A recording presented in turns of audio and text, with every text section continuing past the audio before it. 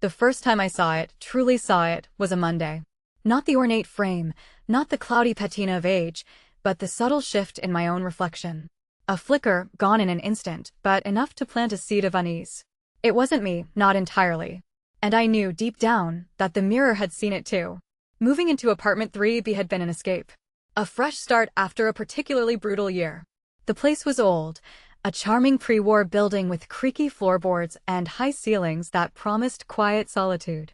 When I first heard it, the landlord mentioned the previous tenant had left a few items, nothing of value. He'd shrugged. Among them was the mirror. It was magnificent, truly. A towering piece, nearly floor to ceiling, framed in dark, intricately carved wood that spoke of forgotten eras.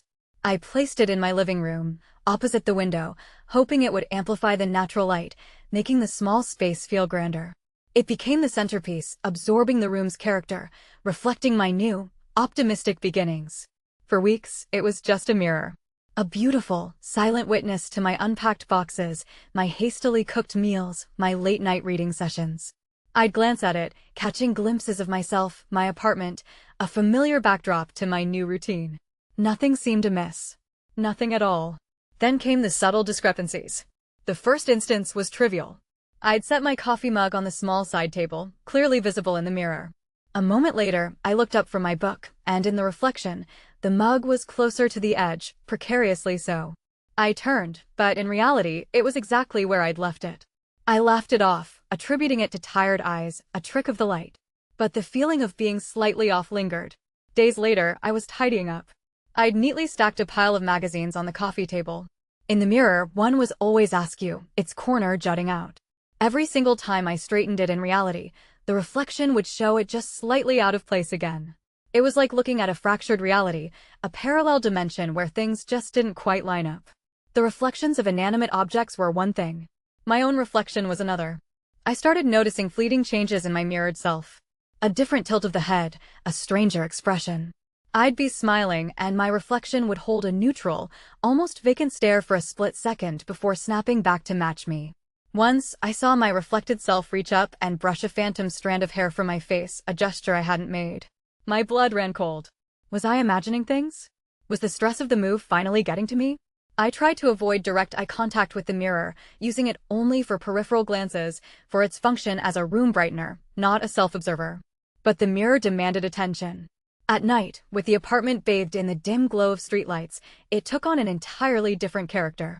I'd catch movement in its periphery, shadows that weren't cast by anything in my room, fleeting shapes that darted just out of my direct line of sight. I'd whip my head around, only to find the room empty. Still, the source of the movement vanished. The air grew heavy, thick with an unspoken presence. It felt like someone was always just outside my vision, watching, waiting for me to turn my back. And that someone, I realized with growing dread, was very likely in the mirror. One evening, sitting on my couch, reading, I glanced up. The mirror was directly opposite. But instead of reflecting my living room, the space behind me appeared darker, deeper. The reflection of my window, usually bright, was muted, almost opaque. It was as if the mirror was showing not my reality, but a shadowy distortion of it, a world slightly off-kilter. The ornate frame seemed to press in, becoming less a boundary and more a portal. I felt a growing sense of claustrophobia, a bizarre awareness that the space within the mirror was vast, infinite, and incredibly cold. It was no longer just reflecting, it was absorbing. The feeling of being watched intensified. I'd hear faint whispers when I was alone, just at the edge of hearing, like static or distant wind chimes, but with a human cadence. They seemed to emanate from the mirror. I started turning lights on even during the day, trying to banish the encroaching gloom, the creeping paranoia. The reflected version of my apartment became subtly menacing. Objects looked older, more worn. The colors were desaturated. And in the corners of its reflection, where my eyes couldn't quite focus, I began to perceive vague, shifting forms. Not quite human, not quite shadow, but something present. Something waiting. Then came the night I couldn't ignore it. I was making tea, facing away from the mirror. In the periphery of my vision, I caught a glint, a sudden intensification of light from the reflection. I slowly turned my head, my heart thudding a frantic rhythm against my ribs. There, in the mirror, was my living room, perfectly rendered except for one detail. Behind my reflected self, just barely visible in the darkened corner, was an eye. Not a human eye, not truly. It was elongated, almost reptilian, with an unnervingly black pupil. It wasn't reflecting anything, it was observing. It was wide open, unblinking, and utterly focused on my back. My real back, not the reflections. It was watching me. And as I stood there, frozen, I could feel its gaze burning into me, a cold, predatory heat that pierced through the glass, through the air, directly into my soul. It wasn't just in the mirror, it was through it. I stared, utterly paralyzed, at the eye in the mirror's depth. It didn't blink. It didn't waver.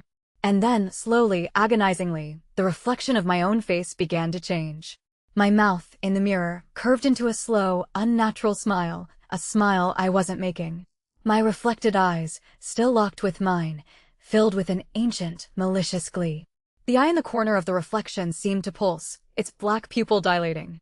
And as the reflection of my face shifted further, becoming gaunt, pale, with skin stretched taut over sharp bones, I realized the horrifying truth. This wasn't just a reflection of me anymore. It was a reflection of it. The mirror wasn't showing me a distorted reality, it was showing me the true reality of what was now inhabiting my form, or perhaps, what it desired to become. My own hands, in the reflection, slowly began to lift, reaching out towards the glass, but they weren't my hands. They were long, slender, with unnaturally sharp nails. And then a whisper, not from the mirror, but from my own lips, resonated in the silent apartment. You belong to me now. The fear wasn't for myself anymore. It was for what I had become, for the empty shell left behind. The mirror still hangs in apartment 3B, a beautiful, silent witness. But now, when you look into its depths, do you truly see your own reflection? Or do you see the unblinking eye of something ancient, something that has claimed its space, waiting for another unsuspecting gaze? Be careful what you invite into your home. If this story sent a shiver down your spine, please like, subscribe, and hit the notification bell for more dark tales. Until next time, stay safe in the dark.